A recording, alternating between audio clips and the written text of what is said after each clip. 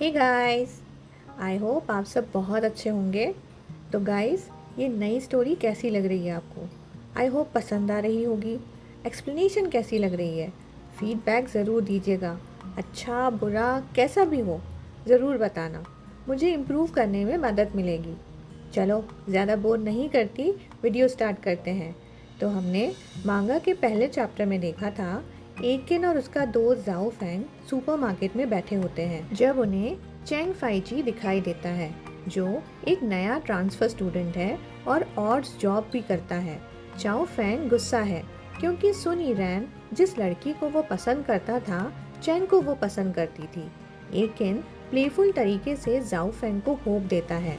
बाद में Eakin school में चेंग को देखता है और समझता है कि वो एक टॉप स्टूडेंट भी है।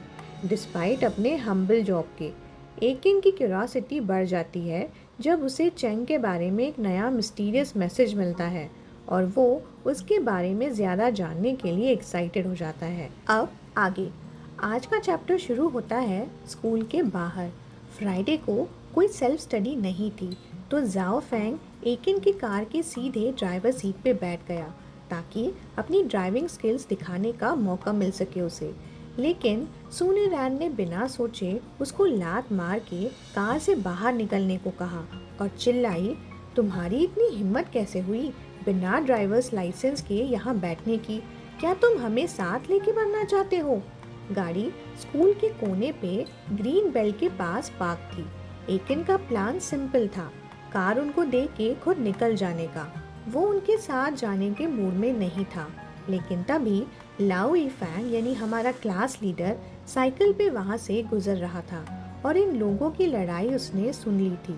उसने तुरंत अपनी साइकिल रोकी, साइकिल से उतरा और सीधा जाओ फेंग को टोक दिया। स्टूडेंट जाओ, तुम अभी तक एडल्ट नहीं हुए हो, तुम्हें मोटरसाइकिल ड्राइव करने का हक नहीं है। एकिन उसे अचानक देखकर चौंक जाता है। जाओ फेंग भी इरिटेट हो गया था। उसने गुस्से में जवाब दिया, हम अभी स्कूल के अंदर नहीं हैं, तो तुम अपने काम से काम रखो। लेकिन लाओ यीफैंग पहले तो थोड़ा शॉक हुआ, फिर बिना बोले अपना फ़ोन निकाल चुका था। जाओ फैंग जो सिगरेट जला चुका था, चिल मारने वाले टोन में बोला, क्या तुम फिर से टीचर से कंप्लेन करोगे? लेकिन लाओ यीफैंग ने बिना हेसिटेशन के नंबर डायल कर दिया और ज़ोर से आवाज़ में बोला, पुलिस को बुला रहा हूँ। जाओ फैंग के एल्डर्स 3 जनरेशन्स तक आर्मी में थे, इसके लिए उसके घर वाले उसके साथ बहुत स्ट्रिक्ट थे। लेकिन जाओ फैंग इन सब के बीच का सबसे बड़ा रेबल था, लेकिन अंदर से वो बहुत डरपोक भी था।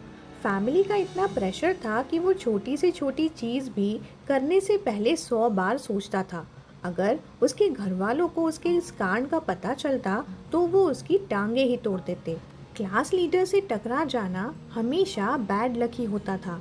जाओ फैंग इतना गुस्से में था कि फेंस चढ़ के मारने की सोच रहा था, लेकिन आखिर एकिन के पास और कोई ऑप्शन ही नहीं बचा और सुन यिरैन के कहने पर उसको ड्राइवर बनना पड़ा।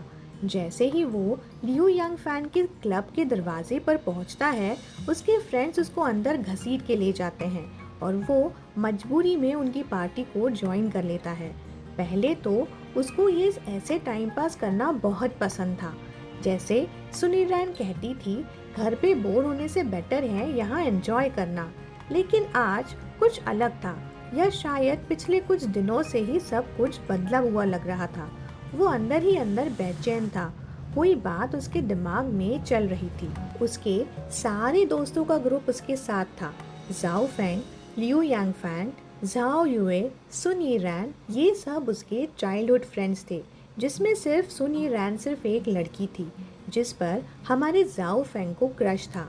इस ग्रुप में ये किन, जाओ फैंग और सुन यिरैन तीनों एक ही हाई स्कूल में पढ़ते थे और लियू यांग फैन और जाओ यूए दूसरे स्कूल में पढ़ते थे। आज सारे दोस्त एक साथ जमा थे और हंसी मजाक कर रहे थे। लियू यांग फैंग ने एकिन के ऑफ मूड को देखकर पूछा भी कि क्यों, क्या हुआ, इस चाइल्डहुड फ्रेंड्स की गैदरिंग में भी एक्साइटेड नहीं लग रहा है, क्यों वो इतना खोया खोया लग रहा है और बॉदर्ड लग रहा है। जिस पर एकिन सिर्फ ये कहकर टाल देता है कि वो कल रात को ठीक से सो नहीं पाया था, इसीलिए उसे थकान महसूस हो रही है। उसका मूड ठीक करने के लिए दोस्तों ने उसे जोर दिया कि वो वाइन की बोतल खोले, लेकिन उसका बिल्कुल मूड नहीं था। उसने कॉर्क स्क्रू बिना इंटरेस्ट के दबाया और जैसे ही कॉर्क निकला, पूरा वाइन साइड में बैठे लियू यांग फैंग के ऊपर गिर गया। लेकिन लियू यांग फैंग को कोई फर्क ही नहीं पड़ा। उसने बिना सोचे अपना जैकेट उतार दिया, उसको गोल घुमा के सीधा डस्टबिन में फेंक दिया। सुन यी ने उसको पूछा कि वो उसको घर क्यों नहीं ले जाता धो के वापस पहनने के लिए। लियू यांग फैंग ने डिस्डेनफुली हाथ झटकते हुए बोला, ये मेरी स्टेप मॉम ने खरीदा था, मैं सिर्फ अपने फादर की इज्जत रखने के लिए इसे पहनता था। अब अगर ये गंदा हो गया है तो रखने का क्या ही फायदा। लियू यांग फैंग का फैमिली रियल एस्टेट बिजनेस में था। उनका घर बाहर से एकदम शांति भरा और बढ़िया दिखता था, लेकिन अंदर के राज सिर्फ उन्हीं लोगों को पता थे जो वहाँ रहते थे। लेकिन लियू यांग फैंग कभी इन सबसे भागा नहीं, उसने हमेशा सबको सच ही बोला। फिर बात किसी और टॉपिक पे चली गई। जाओ फैंग का परिवार एक परफेक्ट लविंग फैमिली जैसा दिखता था और वो हमेशा दूसरे लोगों के घर के सीक्रेट्स जानने में इंटरेस्टेड रहता था। सुन यी के साथ मिलके वो लियू यांग फैंग के हर तरह के सवाल करने लगा। तुम्हारी स्टेप मॉम बहुत सुंदर है क्या? मैंने सुना है तुम्हारा एक छोटा भाई भी है। तुझे क्या डर नहीं लगता कि वो आके तुम्हारी फैमिली की प्रॉपर्टी छीन लेगा? यूजुअली ये किन इन सब बातों को गॉसिप की तरह सुनता था, लेकिन अब वो ये सब नहीं सुन सकता था। कहीं ना कहीं ये किन खुद को लियू यांग फैंग की सिचुएशन से कंपेयर कर रहा था। उसका दिमाग उसकी मॉम लियू किंग के बारे में सोच रहा था। जितना उसको याद था, उसकी मॉम कभी घर से बाहर नहीं गई थी। वो खाना बनाती थी, फूलों की देखभाल करती थी और घर के हर काम को संभालती थी। रोज़ वो उसका और उसके फादर का इंतज़ार करती थी। दरवाजे पर मुस्कुराते हुए खड़ी रहती थी। लोग उसके बारे में कहते थे कि वो एक जेंटल, वर्चुअस और समझदार औरत है, जैसे ये सिर्फ उसके लिए ही बना हो। अगर वो सिर्फ एक कैनरी बर्ड थी जो सिर्फ एक केज में बंद थी, तो ये जिन शियांग ईकिन के फादर का बिहेवियर जस्टिफाइड लगता होगा दूसरों को। लेकिन सब जानते थे कि ये फैमिली पहले लुओ सरनेम से थी। लुओ फैमिली के एल्डर्स ने चाइनीज़ हर्बल मेडिसिन का बिजनेस से अपनी एम्पायर बनाई थी। उनका अपना कोई लड़का नहीं था, इसलिए उन्होंने अपने दामाद को अपने बेटे की तरह रखा और सारा एक्सपीरियंस सिखाया। लेकिन वो खुद एक पीसफुल लाइफ नहीं जी सके। उनको 40s में कैंसर हो गया और 2 ही साल में उनकी मौत हो गई और उनकी बॉडी प्रॉपर्ली ठंडी भी नहीं हुई थी कि उनके दामाद ने कंपनी का नाम ये कर दिया। येकिन के फादर की सक्सेस आज जो भी है वो सब उनके फादर इन लॉ की वजह से है। येकिन कभी कभी गिल्टी फील करता था उसकी माँ की इतनी शराफत और सेक्रीफाइस देख के। वो सोचता था कि ये सब अनफेयर है। शायद सिर्फ येकिन के फादर को ही खुद पे इतना प्राउड था कि वो हर अफवाह को इग्नोर करने की हिम्मत रखते थे। सिर्फ ये नहीं कि वो बाहर गार्डन में फूल उगाने का टाइम निकाल पाते, बल्कि उनका एक नाजायज चाइल्ड भी था जो येकिन से बड़ा था। येकिन के हाथ में जो आधी खाली बियर बोतल थी, उसने गुस्से में उसे जोर से दबा दिया। आवाज़ सुनते ही जाओ फेंग ने पीछे मुड़ के देखा। उसको लगा कि येकिन इग्नोर होने की वजह से दुखी हो गया है, तो उसने एक रेड वाइन का ग्लास उसकी तरफ बढ़ाया और हल्की मुस्कुराहट के साथ बोला, अरे हमारे येकिन का बर्थडे भी अगले ही महीने है ना? क्या चाहिए तुझे उस दिन? अगर अच्छी वाइन चाहिए तो यांग फैंग से कह देता हूँ कि कुछ अच्छी बॉटल्स दे दे। लेकिन येकिन अब कुछ और सुनने के मूड में नहीं था। उसकी सोच समुंदर की गहरी लहरों की तरह बिखर चुकी थी, जो एक बार बिखर जाए तो वापस नहीं आती। ऊपर से तो वो अपने ग्रुप में सबसे बड़ा दिखाई देता था, लेकिन असल में येकिन के डैड ने उसका बर्थडे 1 साल आगे शिफ्ट कर दिया था ताकि वो एलिमेंट्री स्कूल जल्दी जा सके और घर पे दिन भर शरारत करके प्रॉब्लम ना करे। पहले येकिन इस बात का मतलब नहीं समझता था, लेकिन अब समझना पड़ रहा था, चाहे उसकी मर्जी हो या नहीं। एक जायज़ बेटा अगर अपने नाजायज़ भाई से छोटा निकला तो लोग क्या कहेंगे? वाइन का ग्लास जोर से टेबल पे गिरा और उसका स्टेम टूट गया। एकिन एक स्पॉइल्ड रिच किड था। उसने दुनिया में कोई कमी नहीं देखी थी। उसको वाइन का कोई शौक नहीं था, ना टेस्ट करने का और न समझने का। जाओ फेंग और सुन ईरान जो भी बोल रहे थे उसका उसे कोई फर्क नहीं पड़ रहा था। इसके बाद सीन शिफ्ट होता है और सब फ्रेंड क्लब से निकलते हैं। शाम के 10 बजने वाले थे। सबसे पहले सुन ईरान को घर छोड़ दिया गया क्योंकि उसके घर का स्ट्रिक्ट एक्सेस कंट्रोल था।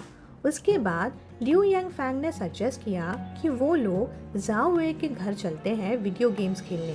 लेकिन अभी थोड़ी देर पहले बिल्कुल पागल हो गया था, लेकिन अभी थोड़ी देर के लिए उसका मूड थोड़ा ठीक हो गया। उसने स्टीयरिंग व्हील जोर से पकड़ा, सीधा आगे देखा और कार एकदम स्मूथ रोड पर चल रही थी। लियू यू फैंग और जाओ हुए एक इंटरनेशनल हाई स्कूल में पढ़ते थे। दोनों शहर के ईस्टर्न साइड में रहते थे। जब वो लोग यूलिन रोड के पास से गुजर रहे थे तो उन्होंने एक 24 आवर कन्वीनियंस स्टोर देखा। जाओ फेंग जो बैक सीट पे बैठा था, ड्राइवर सीट के पीछे हाथ मारते हुए बोला, एकिन 1 मिनट रुको, चलो कुछ खाने का सामान ले लेते हैं। रात भर गेम्स खेलेंगे तो भूख लग जाएगी। एकिन ने गाड़ी रोड के साइड पे पार्क कर दी जैसे कहा गया था। 3 नशेड़ी लोग कार के अंदर धुआं भर चुके थे तो उसने फ्रेश एयर लेने के लिए कार से बाहर निकलने का डिसाइड किया।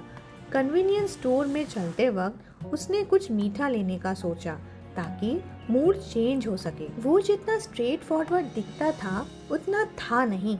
असल में वो एक हफ्ते से सीक्रेटली सोच रहा था, होप कर रहा था कि सब कुछ ठीक रहे। ये सिटी इतनी बड़ी थी और कोई वजह नहीं थी कि वो उससे मिल जाए, जिसे स्कूल में भी कभी अच्छे से नहीं मिल पाया था। उसका मतलब ये था कि वो चेंग फाइची से नहीं मिलना चाहता था और ये सोचकर खुद को तसल्ली दे रहा था कि वो जब उसे इतने दिनों से नहीं मिला तो अब क्या मिलेगा। लेकिन रात के 11 बजे एक दिन ही एक अनएक्सपेक्टेड पर जस्टिफाइड मुलाकात हुई चेंग फाइची के साथ। सबसे पहले जाओ फेंग ने उस बंदे को पहचाना।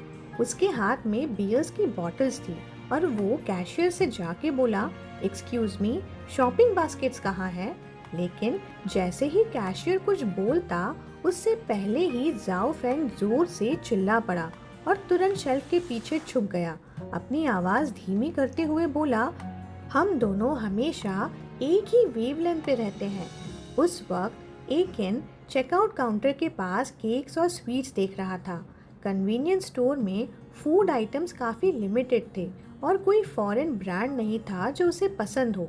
बहुत देर तक चूज़ करने के बाद उसने सिर्फ एक पैक जैम कैंडीज उठाई जो कुछ ठीक ठाक लग रही थी। जाओ फेंग यूजुअली बहुत नॉइजी था तो एकिन ने उस पे ध्यान नहीं दिया, लेकिन जब जाओ फेंग भाग के उसके पास आया तब उसको समझ आया कि कैशियर कौन है। उसको पता चला कि सामने जो आदमी है वो जाओ फेंग का लव राइवल है और यही वही बंदा था जिसे देखकर भी नहीं देखना चाहता था। चाई फेंग जी, हमारी कहानी का हीरो।